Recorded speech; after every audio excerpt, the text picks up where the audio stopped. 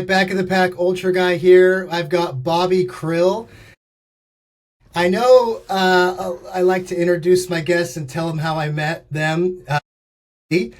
I hadn't known Bobby, but as all of you know from Jen's podcast Jen's episode, I am on hormone replacement, and my doctor is amazing.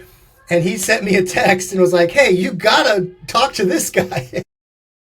Our doctor connected us. I'm not going to out him for any HIPAA violations because I don't think there was any at all. But not yet, right? Yeah, not yet for sure. But this week's guest is Bobby Krill, and I'm super stoked because Bobby's on a crazy journey, and I think we can relate to a lot of what he's doing and going through and places he's going. So super excited about this one. But without further ado, Bobby, would you mind just kind of telling us where you grew up and how you found your way into sport and ultra endurance type stuff? Absolutely. First and foremost, appreciate you having me on here. It's surreal. I've followed you for a while. Thank you. Yeah, of course. So I grew up in New York. When I say New York, it's upstate New York, so not like the city. I'm not a city boy. I'm in the woods, like redneck woods. So I love the trails. I love just being in the woods in general. Growing up, I always played sports. Football, baseball, basketball, all of it. My sport was lacrosse, which isn't super common. In New York it is, right? East Coast sport for sure. Lacrosse growing up. Made it all the way up to polo lacrosse, the national team. So shout out polo lacrosse. Nice. My boys there. But I never, and I feel like it's a common theme in your podcast, I never liked running. I hated it. I played defense on lacrosse, so I didn't have to run. Like, you would run at me and I would hit you, and that was my goal, right? Like, you're not going to score against me, that's it. But I'm not going to run towards the ball. The mile run in high school scared me, right? I hated the mile.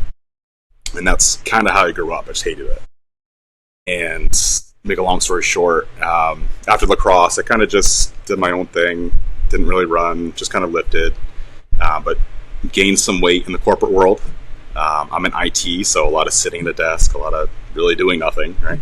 Eating junk and not doing much. So kind of me and myself do something called 75 Hard. I don't know if you ever heard it. It's Andy Frizzell's. Yeah, it's cool, right? That's dude. Sorry, I don't want to interrupt you, but I have to pause real quick. If you do 75 Hard right, I don't care how fit you are. It is. And this is coming from someone who's done like ultra races and Ironman. It is tough, dude. It's a killer. The discipline level. Because what's funny is, like in an ultra, you could gut out 100-miler, right? Like, for sure. You train for it, you could gut it out. But the day in, day out of 75 Hard, it just, like day 45, you're like, this is, oh my gosh. Yeah. But it works. Right? That's the whole point of the program, right? Is the discipline over fitness. But when I started, I couldn't walk a mile. Like, you have to do 45 minutes. For those who don't know, it's 2 45-minute workouts. One outdoors, and then one whatever you want. And the outdoor absolutely killed me. I mean, I went from playing lacrosse at a national level to not being able to walk a mile. So it was very humbling to start. So I made it through that, did the full program, finished. And at the end, I was running a 10K, did my first 10K ever. And the joy of that was just unreal. The fact that I couldn't walk a mile, now I'm running 6.2 miles. It's insane, right? 75 days. And that kind of snowballed everything. So I said, screw it. I'm going to sign up for half marathon. That's the next progression. And it was literally right next to my house. Like, the street we ran on was across the street from my house. So I'm like, game changer, the Gilbert Marathon. Perfect. Right on. Yeah, game changer, right? So finished that, trained for a while, fell in love with just the process of waking up, running, to the point where if I didn't run that day, I was annoyed and felt like my day wasn't complete. So finished that, and then decided to do the Mesa half marathon after that. And then somehow I got into triathlon. Don't ask me how. I just kind of picked it up from a friend at the gym, Seton Gym, Muay Thai gym. The owner there is a big triathlete, so he kind of got me into it. Decided to do a sprint triathlon and kind of fell in love with that. And then, of course, the next progression is the half marathon or half Ironman, and then the full Ironman. Did that in November. And once I completed that, ultra was always going to be there. It was always kind of my first love when I found running. Just the culture, just the whole idea of being out in the mountains on the trail. I fell in love with it. So did a 50K, the Black Canyon 50K. And the Ironman was hardest day of my life, but the Black Canyon was right there as the hardest thing I've ever done. It was very humbling. Very humbling. And that kind of takes me to where I'm at now, and some That's cool awesome. races upcoming. Yeah, it's funny because the sport, like Ironman, I know Ironman is not a sport, but triathlon, the sport of triathlon, Ironman really is the brand, the triathlon brand. Good, bad, or ugly, that's the brand. And I don't know about you, but growing up, I never really knew what it was, but you'd always see like a random video of some guy like falling at the finish line. Totally, yeah, almost And I dying. was like, dude, I want to be dying at the finish line. That's crazy. But I don't know, Team Hoyt. Did you ever catch any of his stuff? If any of you out there want like a sentimental video or like just to feel inspired by like the good side of humanity, Team Hoyt was a dad who had a son, and forgive me for everybody who knows, but I don't know what disability he has, but he would have to be in like a wheelchair or some type of pushing device.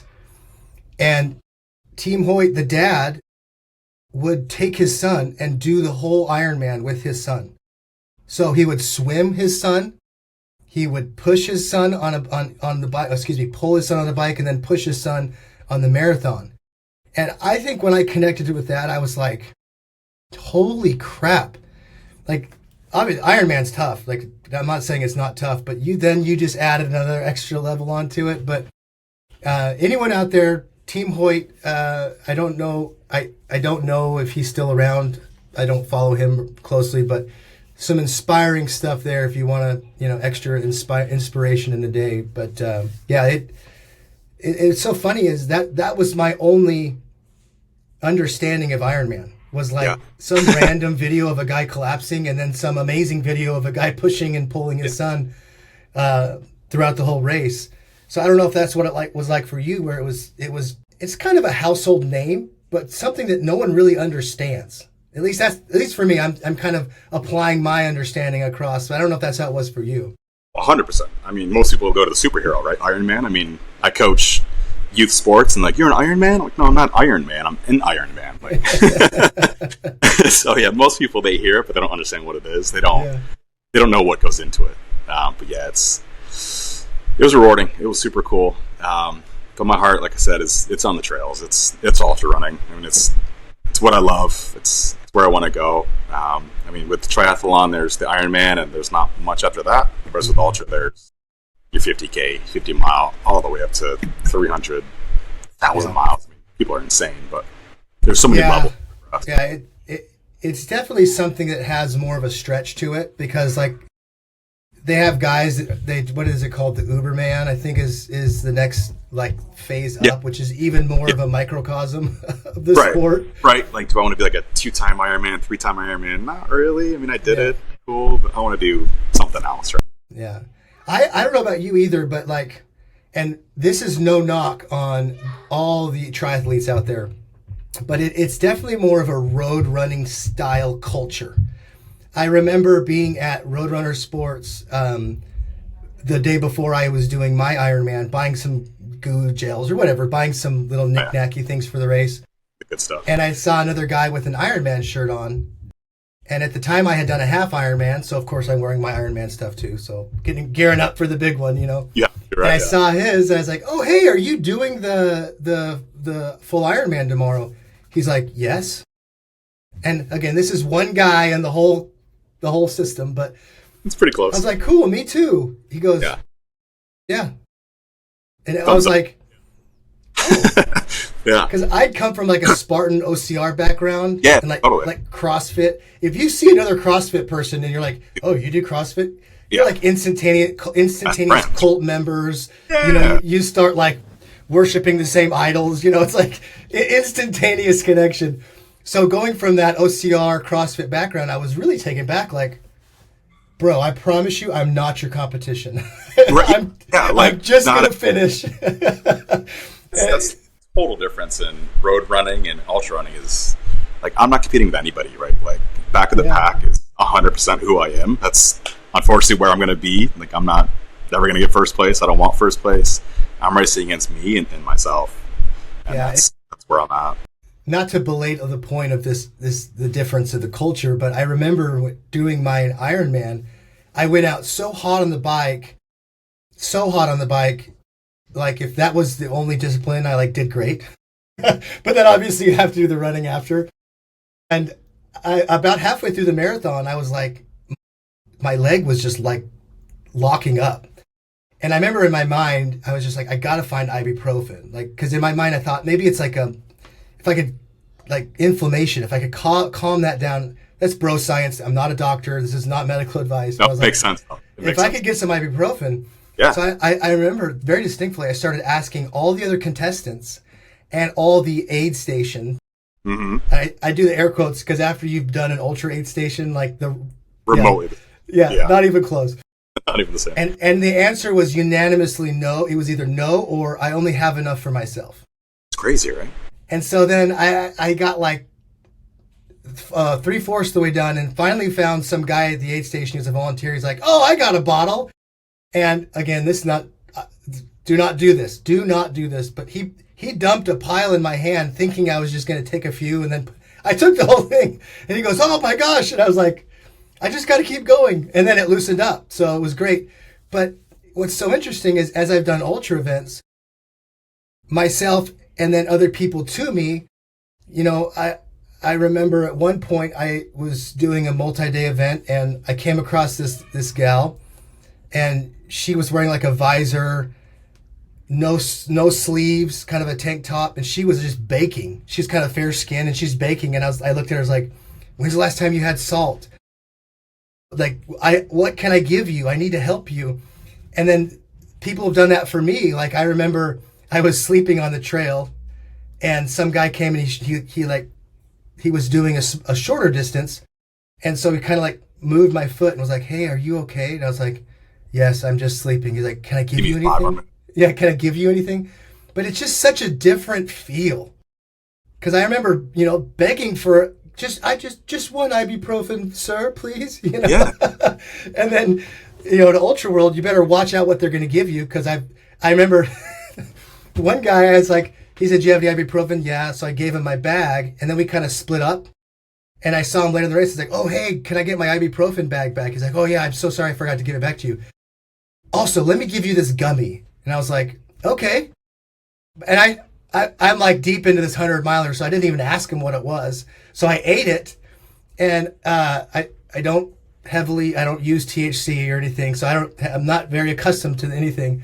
And I just remember like being so locked in, like for the next like 20 for the next 20 miles. And I told my pacer, I was like, I don't know what that guy gave me, but I feel great. I'm just marching. He's like, yeah, dude, you've been moving great. So it works. I mean, Nate, if you're out there, whatever you gave me, I don't know what it was, but I was locked in. So anyway, sorry, we got way sidetracked, but I did want to loop back to one thing is lacrosse. Oddly enough, in the state of Utah, lacrosse is huge. Dude, it's huge. It's crazy. Yeah. My brother married a gal from Utah, and she did lacrosse in college. It's in high schools. I mean, it's a huge sport there. It's like on the East Coast and then one state in the West Coast. That's because we all moved from the East Coast over here, right? That's true. Utah and Denver are the two like big. Really? Yeah, they're huge there. They're really good too. But yeah, Utah's huge for lacrosse. Very impressive sport. I've always been impressed by lacrosse because I don't understand all the rules, but it's the hand-eye coordination plus the skill level of running, being agile enough to dodge around people. It's a very impressive sport. It's fun. I mean, you have indoor, so it's almost like hockey indoor, and then outdoor, which it's more open. It's more fast-paced. It's a fun sport. I mean, I would suggest everybody tries at least once as a kid. It's expensive like hockey, but if you can get in there, it's super fun. It's a blast to play. I mean, it's one of the best sports that most people don't know about. Yeah. So it's super fun. Yeah, I've always been very impressed by lacrosse and rugby. Rugby. Those two sports, and maybe it's just because in America they're not huge. As big, yeah. Yeah, but they're amazing. I interviewed a guy a couple episodes ago. He was big rugby player, and it's just an amazing sport. When I hear these guys and gals, break it down, it's very cool stuff. I played it once, and I was in the scrum, and I hit my nose on a head. I'm like, yeah, this isn't for me. I'm good. Those guys are so tough. My Polynesian buddies, when we were growing up, they used to be like, come play with us. And I'm like, do you see how big you are compared to how big I am? No, you Yeah. kill me. Yeah, I'm good. Yeah. Anyway, okay. So back to your story. Sorry, I derailed you That's all right. completely. What's so amazing to me is like I think like Spartan, OCR, Ironman for sure. Not as much road running, but maybe a little bit. Like these are like gateway drugs to ultra. Like they're gateway sports into ultra. 100%. I remember doing Ironman, and my buddy and I were just watching random YouTube videos, and we started watching this one about this pro guy, Timothy Olson, I think his name, and he was doing the Ouray 100. And I remember I was so focused on Ironman, like this is the toughest, this is hard, like. And I remember watching this, and I was like, okay, maybe I need to rethink my outlook because this looks insane. Crazy. So was that similar for you? Oh, 100%. Yeah. I mean, Ironman was my biggest goal with triathlon. It was the hardest thing I could think of, right? I'm going to swim, I'm going to bike, I'm going to run. I can't think of anything else. And then I forget which documentary it was. There's so many out there. I love YouTube. Like I watch YouTube documentaries on ultra for days, all day. But that kind of got me into it, where I'm just watching documentaries and just seeing the struggle of just being on the trail by yourself. Like it's just it looks so fun, the struggle of it all. And that's kind of what got me into it. So I just went on the trail one day and instantly fell in love with it. I mean, there's nothing like throwing in your headphones, having a really good playlist, and just running on the trail. And that's kind of the difference between Ironman. You can't have music. I love music, right? I can't not have music on during the day. The fact you can't have music, it just kind of turned me off a little bit. So if I can go run on the trail and listen to a podcast, listen to a good playlist, I'll do it every day, all day. So it was an easy transition for me to move over. Right on. I'd like to hear about your experience at Black Canyon, because I think Black Canyon, I've never done it, but just the people I've interviewed and talked with who have done it didn't necessarily underestimate it.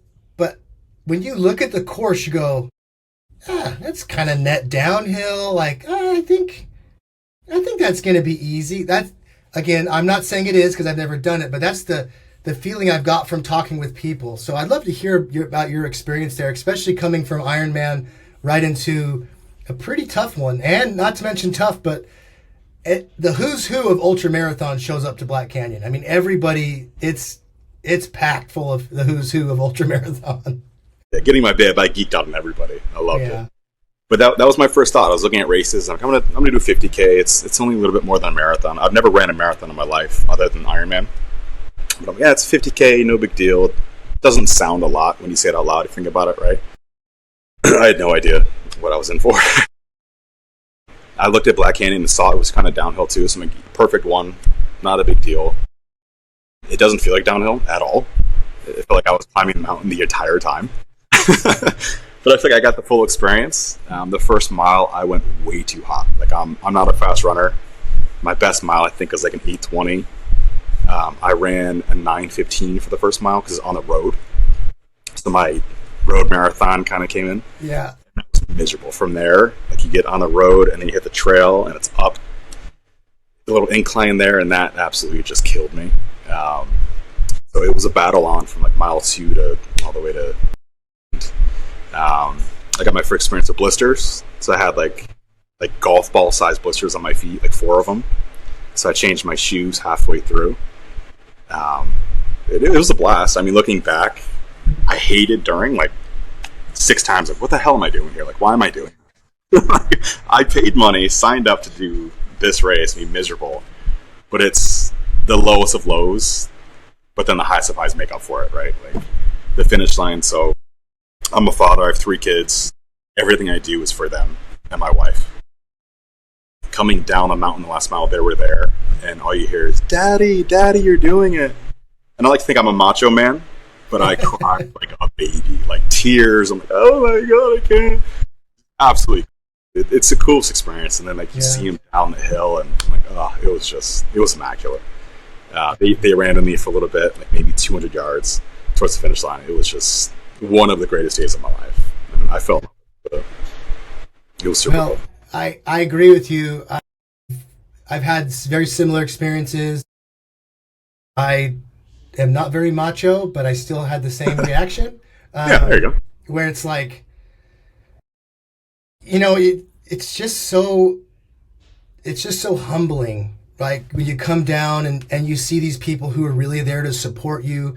Everyone's there to support you, but like these, you know, your unit, right, is there to support you. It is probably one of my favorite feelings. So I could completely agree with you. You know, you come down and then when they run in with you, I mean, it's just nothing better, nothing compares. But quick shout out to your wife and the kids, especially your wife, because my wife's been doing that same kind of thing where she's dragging the kids around to aid station, and it is tough. Especially if your kids are younger. And I'll just say this: I've seen it with even the pros. I was at Cocodona one year, waiting to pick up my runner, and Mike McKnight's wife and 2 little kids were there. And I was just watching her because she's crewing him, and she's dragging the kids around in their rig. And I just went up and I was like, you know what? You need a medal, because it's like the amount of effort to crew, but then put on top of that the mom with the children. It is, I mean, hats off to all the moms and the dads who are, you know, swap the seats. Yeah, right? The ladies doing it. Because it is really tough with the kids, you know, dragging them around. And spectating at ultra has got to be the most boring thing until you see your runner. Then you have the kids there like, I'm bored, you know. Go throw the rocks, you know. Is Dad done yet? No, sorry. Terrible, sorry. Where is he? I don't know. What's he going to get here? I don't know. You can't see me. I'm in the mountain. Yeah, exactly. And that's the cool part. I mean, my wife is an absolute saint. Like, I don't deserve her. She's amazing. We've been together since like I was 19, 20. Best friends. The cool part with the races that I've done is the Ironman in Arizona. Like, you do 3 laps around Tepetan Lake. And she was there. We got a hotel room. Kids were with her mom. She got to walk with me a couple laps for a couple miles. So it was a cool experience. But she's been with me for every race. And she's my crew chief, right? She does everything for me. And I wouldn't be able to do what I do without her support. I mean, there's no way I'm going to hit a mile by myself. I mean, she took my shoes off. She popped my blisters. Like, the gross stuff, right? The nasty ultra life that I don't want to do for myself, but she'll gladly do it. I mean, true. Yeah, there's no way I can do it without her and the support of my kids. Well, shout out to the spouses, shout out to the partners, shout out to everybody who's supporting the runners. Absolutely. I mean, I've had my parents out in some instances, and so shout out to the grandmas and the grandpas and the parents out there, because absolutely, it's a tough thing to spectate, you know. It is. Yeah, there's a lot more fun things you can do on a weekend than stand there. Yeah. Oh yeah. Especially when it's hot, it's like. It's not like we're in the best mood in the aid station. Like, I'm miserable when I get there. Like, my feet hurt. Yeah. I'm hungry. I need to drink water. Like, I'm not the best person to be at an aid station, and they're just there. I'm happy and feel lucky. I love it. So kudos to all the support crews out there.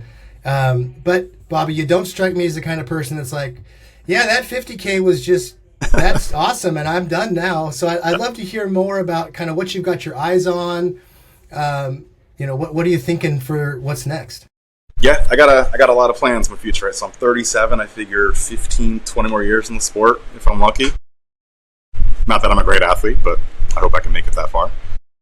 I have actually me and the wife are going to go with Flagstaff in June and do the Big Sky. Big Sky. Yes, Big Sky. Yes. So we're going to do that little 27K. Nice. And after that, I'm going to do a 50-miler end of this year. I'm not sure which one yet. There's one in November and December. I'm deciding between the two. And then I might do Coldwater in January. They just popped up the 100-mile. Mm-hmm. I'm feeling it. I don't know what it is about that race, but they sent an email, and I might just sign up for it on a whim. Those are the best ways to do it, right? Yeah. And then the main goal is Cocodona. That's my main beast to slay. I want to do Moab. I want to do Leadville. My problem with the ultra, if there is ever one, it's a lottery to a race, right? Like, I want to do all the fun races, but it seems so hard to get into. So that's the only kind of downside I'm fighting right now. Is like, I signed up for Leadville, but the lottery, I'll probably never get into it. Whatever I get into is kind of my plan. I figure. But I would love to do the main ones, right? Leadville, Moab. Arizona Monster looks like a blast. I think you got to be a psycho to do that, but I might sign up for that eventually. It looks fun. I know it. Before we started recording, I mentioned I just interviewed the gal who took DFL this year, Cassidy Birdsong, and it's so funny because people will always be like, "Oh, it's you got to be crazy," that kind of stuff. And I know you said it in jest, but I have had people say that, like, "Oh, you're crazy," and then I interview like Cassidy, and she's the sweetest, soft-spoken. Yeah. Like, you're like, I don't know, like you're not crazy. You're very down to earth and smart, and very educated. Yeah. No, it's just so interesting. The sport attracts a certain type of person. Maybe there are crazy people. The Jeffrey Dahmer is running an ultra. I don't know. Marathon runner. Yeah, it's probably a marathon runner. He's a road runner Yeah, but you meet these people and you just go, oh, like I'm not saying I know them. I'm not saying I don't have their number. We're not friends, but I did meet Courtney DeWalter at the first time I was pacing my buddy at Cocodona. And she was just the sweetest, nicest, kindest person. I was like, you would never know that you were the baddest ultra runner. Like, she's the coolest person. Like the chillest. McRae, like they're the coolest people ever. You don't think they're the elite athletes they are. It's insane. Yeah, no, it's just so cool to you kind of think of them. And that's kind of what I'm trying to do with this, Bobby, is like really humanize the sport. Like introduce these people who are doing these crazy psycho things, and you realize they're actually just a normal mom or like in your case, just a normal dad who's trying to get out there and, go after these goals. I do want to loop back to the different races that you talked about because you said a 50 miler in November. Is that the Pass Mountain? Yes. Yeah. That's what I'm looking at. Yeah. Well, if you do end up doing that and you want a pacer, let me know. That's down the street for me, and I know those trails. I won't say like the back of my hand, but maybe like the front of my hand. Take it. That's funny. I was actually going to put you on the spot. I was going to ask you about Cocodona. If I make it ever one day, I want you to be my pacer, one of my pacers. Hey, let's do it. Yeah, I feel bad this year. I had a buddy that I had talked to about pacing, and my work has changed the way we do PTO and had some other life things come up, and I felt so bad because it's the first year and first time I've ever turned down. I was like, I can't, and I felt so bad doing it, but absolutely, if I can, I love pacing, crewing, being there, being in it with them. Amazing. It's funny. I paced a buddy of mine. He's actually from New York, and during the pacing, he kept getting mad at me because he's like, just tell me how many miles to the next aid station. I was like, it's just up here. And I actually did his podcast and we started talking about it. And he was like, oh, man, I'm so glad you didn't tell me. That was the best thing for me. I love the Garmin watch, but I'll tell you what, I looked at my watch every time. Don't look at it. It was don't look at it. It never ended. Like, I popped the blister and like, I was done. I'm like, I can't do this anymore. I had like 5 miles left. I'm like, miserable. Don't look at your watch if you're going to do an ultra. I'll say that. I will say, it does come in handy. Just customize your screen, your data screens. Like on the Coros, on my Coros, I have the elevation, the current time, and then the moving time, how long I've been moving. And I had miles on there, but I took the miles off because I was like, let's see if this helps. And it kind of does. It's a little trick that kind of gets you more in the groove. But yeah, sorry, we're jumping all over. Pass Mountain, that one takes in some amazing parts to like the Usury Park area. But then you go down into Bulldog Canyon and cross over into Hawes, and that's where I spend 90% of my trail time is in Hawes. It looks gorgeous. Hawes is, if you're in the Mesa area or in the Phoenix area, drive over to the Hawes area. Don't tell the mountain bikers I sent you because they like to keep it. I mountain bike too, but I always joke because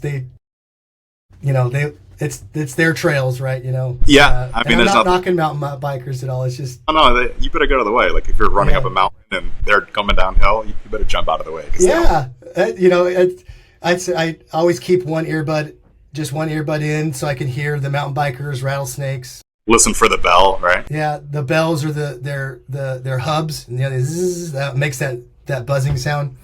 But yeah, Pass Mountain would be awesome. And then Coldwater, if you're thinking about Coldwater, that was my first 100. Really? Yeah, and I'll tell you why I picked it, because in my ridiculously stupid brain, I said, I don't want to do a hard 100.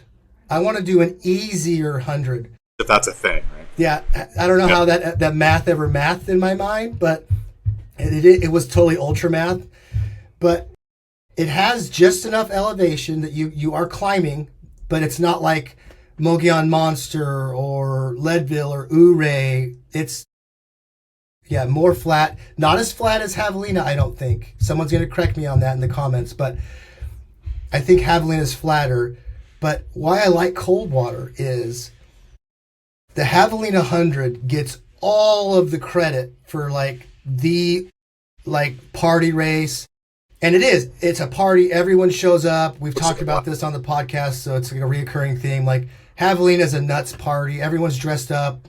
People are drinking and just having a great time. Nothing wrong with that. I'm just saying that's the atmosphere.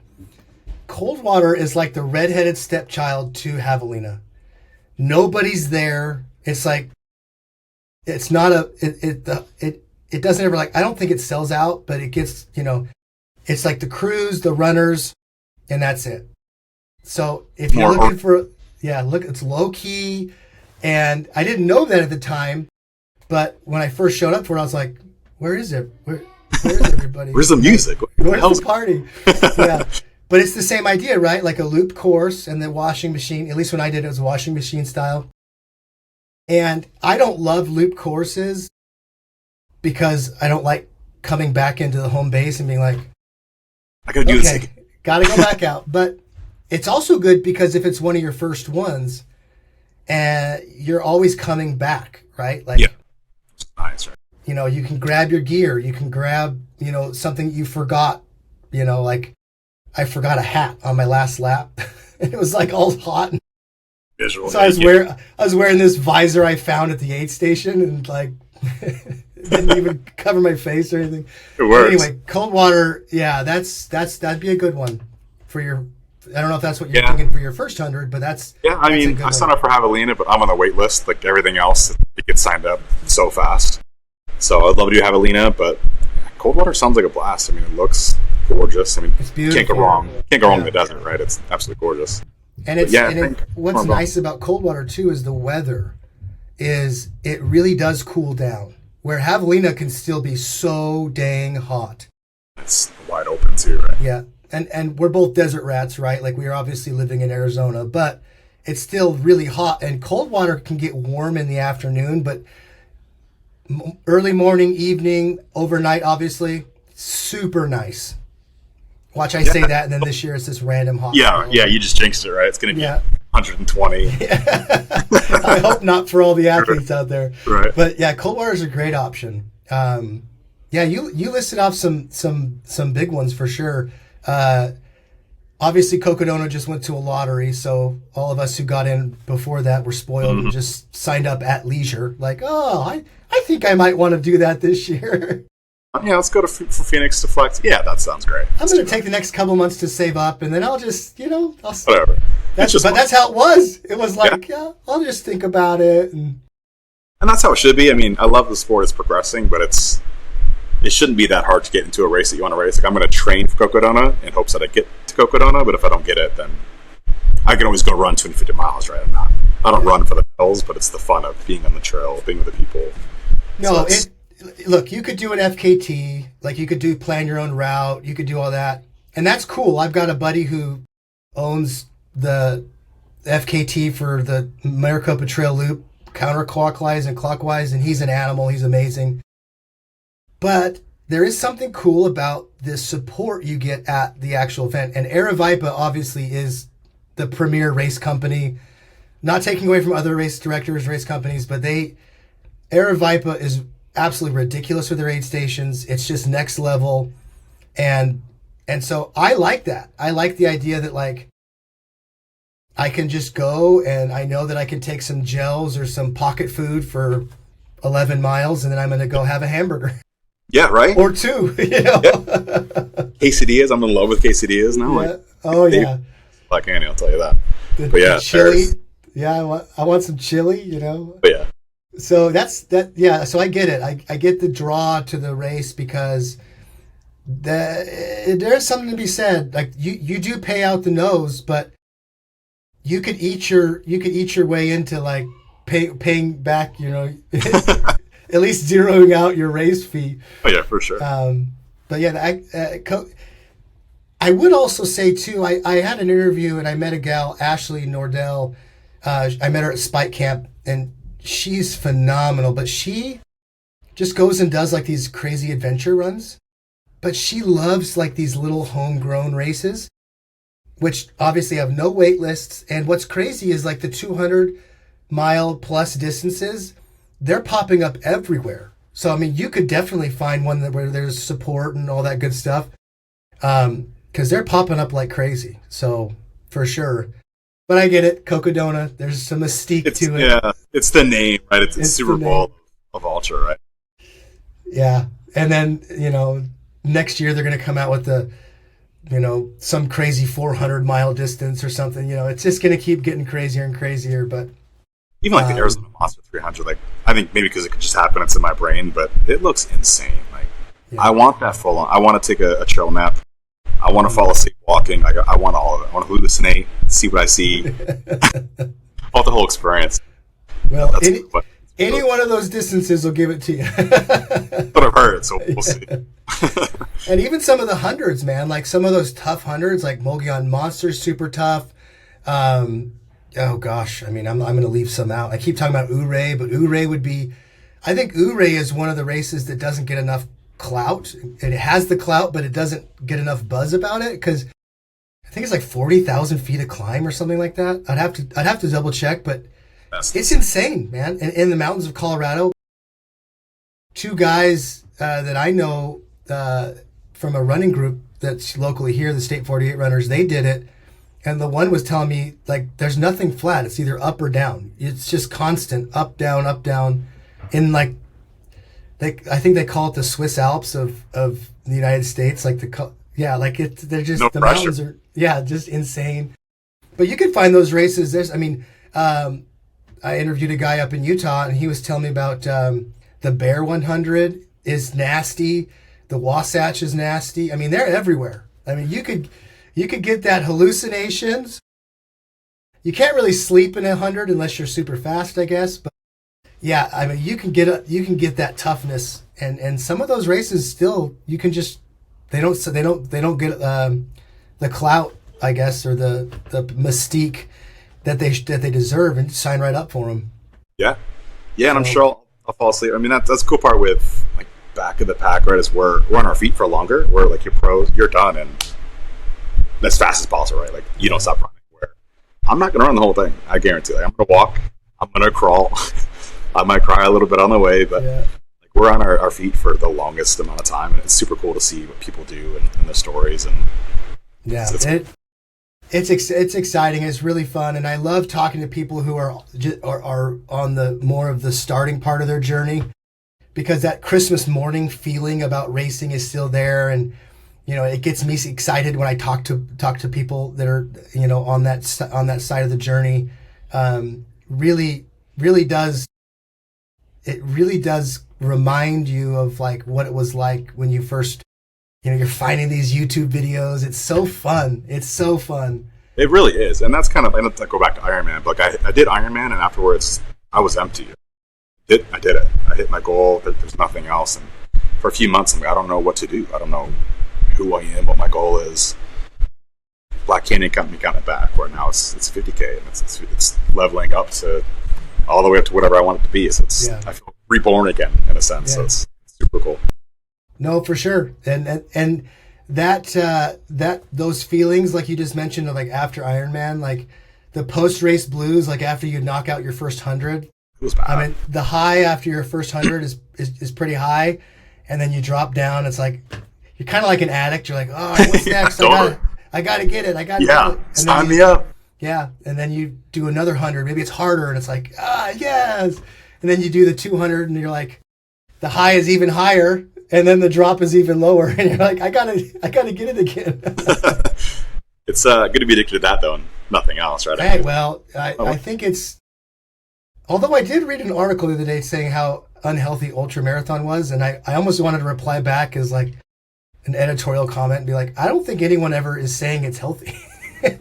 I've never met an ultra athlete who's like, I'm in it for the health. I'm doing this because I want to be healthy. Not it.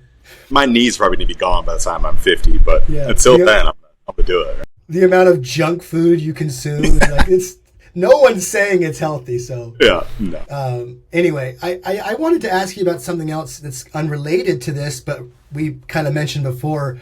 I had a guest, Jen Lofgren, on, and she talked about hormone replacement for women and like her journey with that. And not to put you too much on the spot, but I'd love to get the male perspective as well, because obviously we want to not leave anyone out, right? We've talked about the female side with Jen, but I'd love to talk about that with you, kind of why you've started to search for that, and maybe as you started to do the treatment, how it's made you feel, or, you know, and for everybody, we're not selling hormone replacement therapy. Yeah. I am not sponsored. Yeah. I'm not getting paid. The doctor we mentioned, there's no kickbacks. No, not at all. Not totally. It's kind of back to before someone had hard, after lacrosse. I mean, I'm younger-ish, 37. I started when I was 30. But I just kind of felt a drop. Just a drop in how I felt. No energy, just a lack of really everything. And it doesn't really, like, I'm not Superman. I'm not super buff. I'm not anything out of the norm. I had that edge again, right? I feel like I'm 19. I feel like I'm 20 mentally. Body feels like it's 60, but the brain is there. I'm 20, right? So it just gives you enough edge. And if you feel drowsy, if you just feel not great, I suggest everybody at least looks at it or get your blood tested. That's my favorite part about doing this therapy, is getting your blood tested every 90 days, 6 months. I can see how I'm progressing my minerals, vitamins. I love the health aspect. I'm a personal trainer, so give me blood work all the time to look at it. I'll nerd out on the science of it. And that's kind of why I fell in love with doing it. It's just seeing, like, if I take enough creatine, how do I feel? Brain health, muscle-wise, I feel great. If I mix my omega-3s, how does that impact how my heart feels, like my blood? So it's super cool to see the numbers and see how I feel as I progress in the therapy. Yeah.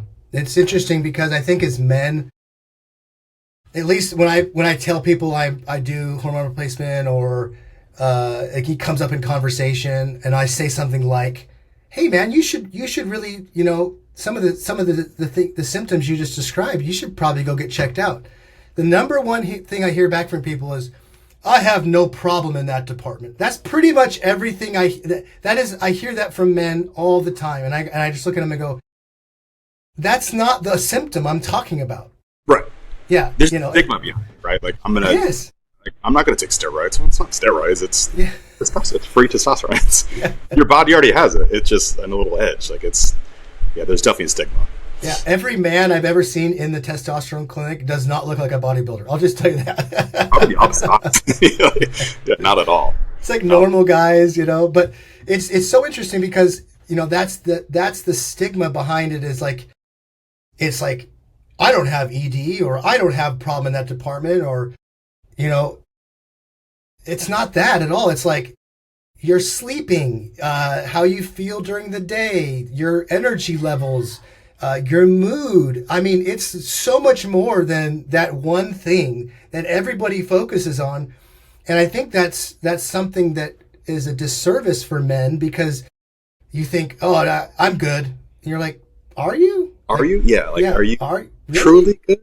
Yeah. You good, dude? Like, you know, and you're not roid raging or anything, you know, it's, at least for me, I agree with you. It's kind of like you just feel that homeostasis again, that norm, you know, that baseline is back where you just feel good.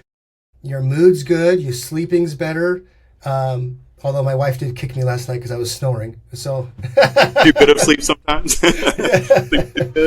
Maybe I'm interrupting her sleep. But Yeah, anyway, I wanted to ask you that because I think it's important for men, and this kind of was the theme of Jen's podcast, and I'm not trying to make it the theme of this podcast, but I think for men, like do some research, like explore it, and you could have a greater quality of life. Like it had such a stigma to it for so long, HRT.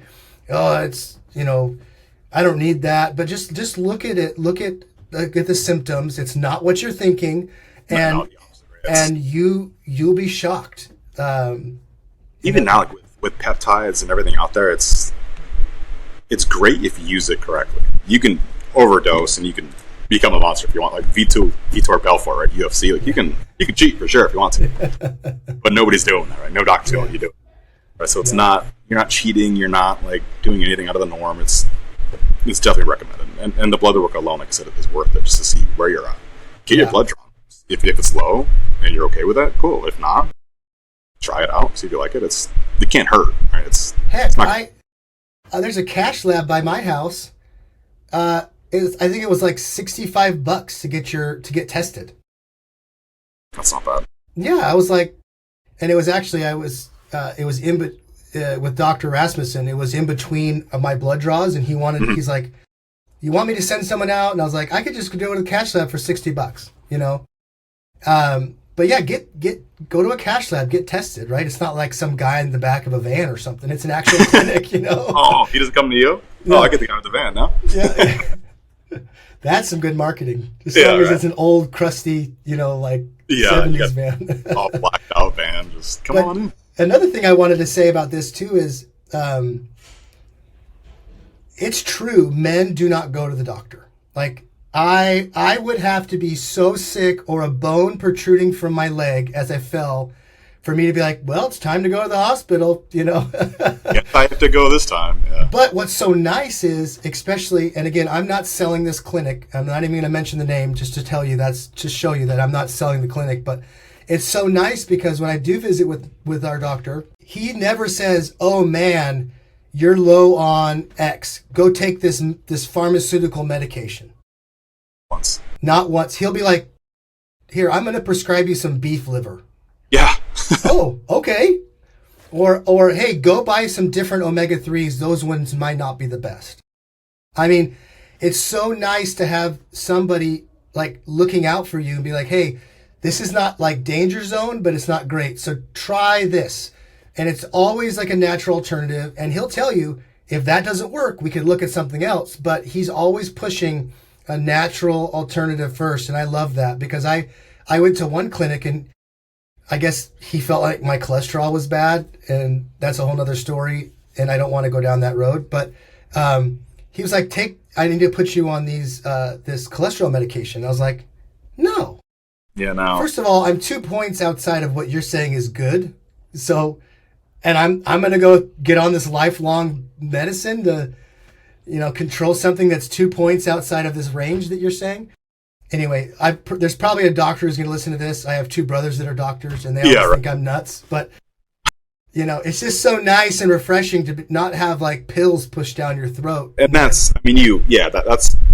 what we're about. Like, organic, just all natural, and that's where you should be as a human. Pills are easy to take, but you should also, diet will fix a lot of things. A lot of things you're going through, eat right, whole foods, best you can. You're going to fix a lot of stuff. And the sleep. The sleep. Dude, the sleep's amazing. Right? Like, if I don't have a good night's sleep for like 2 nights or I stay up late doing something, like at 43, almost 44, I just pay for it like for days. Yeah. Like the sleep, you could really fix a lot, like you said, changing your diet. If you really want to like get after it, do 75 hard, get crazy about your diet. Focus on your sleep and do that for a couple months and maybe you'll feel completely different. At least that's for me, that's what's happened.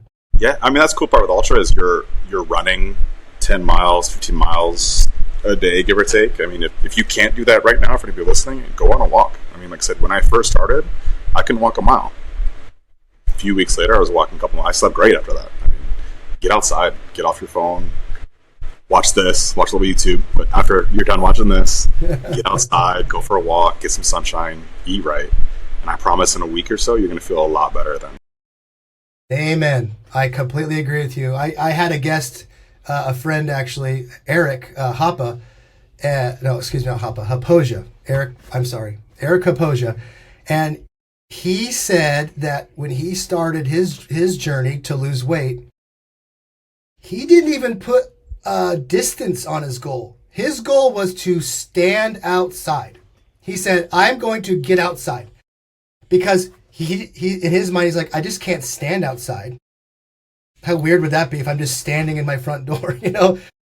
Just looking at your So, yeah, exactly. So in his mind, he thought, as long as I'm going outside, I'm going to walk around.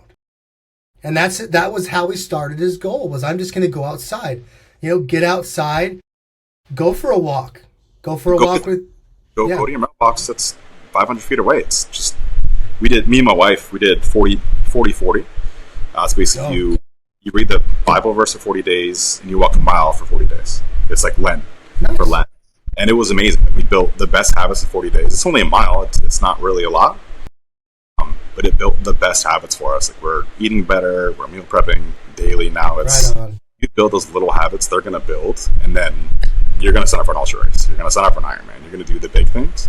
But it starts, not to be cheesy, but it starts with the first step, right? I mean, take the first step, go outside, get the mail, stand out there for 5 minutes just to do it every day. But the little habits build, and you'll be amazed what you can do in 5 days, in a week, in a couple of years. You'll be the same person. It's always the boring stuff that's the hardest to do, right? Like, it's so sexy to be like, I'm going to do an ultra. But then all the boring stuff is like, I got to get up and work out. I know that's going to get boring. You know, eventually it probably will get boring. But it's all those little things, the mundane things, the day in, day out things. And I think that's why 75 hard is so hard. That's, yeah. Because it gets mundane. It's like, oh, I gotta, you open the cupboard and your wife or, teenage daughter just brought home a new treat. And you're like, the worst. I can't eat that. Give me the hot Cheetos. I need the hot Cheetos. Yeah. Oh, yeah, dude. Why did you buy my favorite soda? I'm not drinking soda right now. Yeah, right. So I have 2 little girls, and I have a teenager. He's 15, and he will mess with me in the worst way. I'm like, dude, I'm trying to eat well. Don't mess with me. 9 o'clock, he'll come in my room eating ice cream. Like, how you doing? Yeah. I'm going to kick your ass. hey, Dad, you want to DoorDash some Taco Bell? Right. That's it right there. Lowest Taco. He can drive now. So I'll drive to get it. It's even worse. You got his permit. You don't have to do anything. Yeah. Just come with me so you can drive. All right, let's go. It's so true. But no, the little habits back to it's a game changer, right? We grow in the mundane. We grow in things we don't want to do. And back to ultra, I mean, you can sign up for the race. Like, if you're nervous about ultra or you don't know what to do to get into it, sign up for the race. Just make that jump. And then as you grow, you don't know what to do, you're going to get a lot better. Just start, right? Just take that first step. I agree, and it's tough. That's what's the hardest. The little things are the hardest. But hey, I know it. I mean, we're recording on a Saturday, so I know you've got kids at home, and I just want to thank you for jumping on. This has been so much fun. Thank you, Doctor, for putting us together. Absolutely. And it's funny. It's like we're pretty close, right? We need to end up going out and doing some trails together. Yeah, absolutely. For sure. I've actually had this idea to do, like, all my local Arizona guests to do like a group run sometime. I think that'd be fun. Let's do it. But I need to stop saying I'm so busy is what I need to do. And just that's right, getting time. Just schedule it out. But Bobby, this has been so much fun. You've been a great guest. I love your story. The little stuff like we just got done talking about is such a huge thing. The mundane things really are the sexy things that we should be focused on because it's what builds that foundation. But I do want to say, I always give my guests the last word. So if you want to give a shout out to somebody, or you want to, if you have a mantra you live by, or maybe you wanted to talk about something that we got off topic and we didn't get to talk about it, but the time is now yours. I'd love to close us out. I appreciate that. I'm not going to pitch anything, but that's back at the mundane things. It's just do it right. My brand is Fit Dad Vibes. That's the company I created, and our motto is be active, be present, and be the example. I'm shout out to you, dude. I've watched your Instagram, your reels with your daughters and stuff. It's super cool to watch. You are the active dad, and that's kind of what we're about. Doing the hard things for them to see. We're building next generation, and if you're struggling to do anything, if you can't walk, if you can't do anything, just do what's hard for you. They're going to see you do that, and they're going to grow along with you. So it's really just doing it, doing the small things, doing the hard things. You'll be a better person for it, and they'll be a better person for it as well. I love it. Perfect. Couldn't have said it better myself. Again, thank you. And as a way to say thank you, I'm going to send you a gift from Death March Running Company. It's a company that I was buying their products before I was ever affiliated with them at all. But I'll obviously connect with you offline and get your shipping information, and I'll get that sent out to you. It's just a way to say thank you and also share the brand. I love their brand. The guys there are all awesome guys, great guys. When I did my charity bid last year for Sedona Canyons, like they personally donated to. They're just hands down good guys that have a great brand. So I'd like to send that out to you, but I'll get your information offline. But again, thank you so much for carving out some of your Saturday to visit. Of course. Dude, thank you for having me on here. It was a blast. Absolutely. 100%. Thanks, Bobby. Thanks, Bobby. See ya.